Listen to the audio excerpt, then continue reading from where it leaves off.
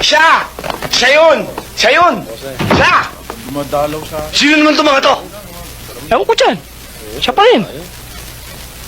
Siya ba? Siya! Teka, paraan. Tabi nga! Mister, ikaw ba talagang bumugbog dun sa taong gustong pumatay sa akin? Aminin mo na naman, oh. Ikaw ba yun? Ako nga yun, miss. Pero, hindi ka bayanihan yun. Nagkataon lang na mainit ang ulo ko, desperado ko. Gusto ko ng matodas, nagkataong siyang natodas, malas niya. Ano bang kaso nito? Traffic violator yan. At nagnakaw pa ng bisikleta. Sir. O hindi magnanakaw. Excuse your language, sir. Hindi ko ninakaw yun.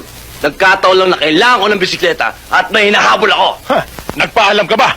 Wala yung may-ari. Nagpaalam ako doon sa bisikleta. Oh, di naman talaga itong tuwiran ng tao to. Narinig mo naman yung sinabi ng tao, di ba? Pambihira. Na emergency, may hinahabol siyang tao. Kaya